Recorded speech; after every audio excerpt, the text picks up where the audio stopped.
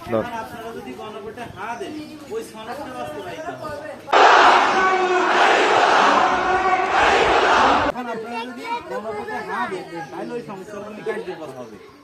তখন আর ওই যে কোনো পরিবারের কাছে কোনো ব্যক্তির কাছে আর পার্লামেন্টে ভোট 52 বছর ধরে এদেশে নির্বাচন হয়েছে। নির্বাচনে যারা বিজয়ী হয় তাদের ভাগ্য পরিবর্তন হয়েছে, কিন্তু জনগণের ভাগ্যের পরিবর্তন হয় না। একটা রাস্তা 1-2 বছরের বেশি টিকে না, কারণ যা বাজেট হয় অধীর পকেটে যায়। জামাত ইসলামের আগেও 2 জন মন্ত্রী ছিল, 1 টাকাও দুর্নীতি করে নাই। আপনারা যদি জামাত ইসলামকে আগামী নির্বাচনে ভোট দিয়ে আপনাদের খেদমত করার সুযোগ দেন, ইনশাআল্লাহ আমাদের কোনো প্রার্থী দুর্নীতি করবে না।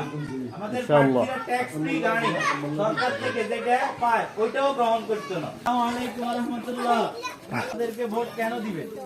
কারণ আমাদের প্রার্থী মানুষ একজন মাওলানা ওই এত দেন ভাইস চেয়ারম্যান ছিল, কোনো দাঁড়ি ফেলা করে নাই। আমি ব্যাপারটা না চিন্তা করি না তো তাই দিন আমরা পরিবর্তন আগে আমরা পরিবর্তন আগে করি না, এখন পরিমাণ কম ইচ্ছা নাই। যারা টাকা পয়সা দেয় এরা আবার এগুলা 10 গুণ উঠেই নেয়। আমরা ইনশাআল্লাহ আপনাদেরকে সুশাসন প্রতিষ্ঠা করব ইনশাআল্লাহ। সমস্যা নেই। গঠন করলে 60 বছরের ঊর্ধ্ব যারা এদের কথা দিছিনি কারণ আমরা দুর্নীতি করি না, নিয়ম করি না, টাকা প্রচার করি না।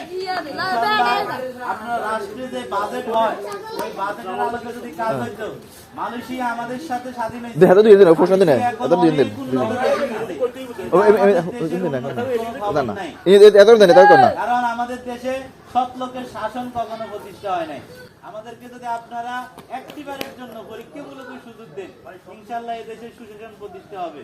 5 বছরে এদেশের ভাগ্যের পরিবর্তন হয়ে যাবে ইনশাআল্লাহ ইনশাআল্লাহ। যদি দেখেন যে আমরাও বাকিদের মতোই মুখের কথার সাথে কাজের মিল নেই, তাহলে আমরা ইনশাআল্লাহ আগামীতে আর আপনাদের কাছে ভোট চাইতে আসবো না। কি অবস্থা? জুলাই আন্দোলন যারা করছে এনসিপি তারা আছে, মোট 11 দলের পক্ষ থেকে আমাদের প্রার্থী হচ্ছে বুরহানুদ্দিন সাহেব, মার্কা হচ্ছে আমাদের দাঁড়িপাল্লা। 11টি দলের পক্ষ থেকে এখানে মুক্তিযোদ্ধা লাইনের লোক আছে, ইসলামিক আল্লামা মামুনুল হকের নাম তো শুনছেন, উনিও আছে এই দলে। একটা দল সরমনায় একটা দল ছিল, ওরা হয়তো ওরা যেরকম চাইছে এরকম এদেরকে দিতে পারে না, এই জন্য ওরা আলাদা নির্বাচন করতেছে, সেটা ওদের ব্যাপার। কিন্তু 11টি দল ঐক্যবদ্ধ হয়ে নাম দিছে ঐক্যবদ্ধ বাংলাদেশ। আমরা তাদের এই 11টি দলের পক্ষ থেকে আমরা আসছি। এখানে জামাত ইসলামের সাথে খেলাফত মজলিস আছে, খেলাফত আন্দোলন আছে, বাংলাদেশ খেলাফত আন্দোলন আছে, নিজাম ইসলাম পার্টি আছে, বড় বড় আলেমরা এখানে আছে।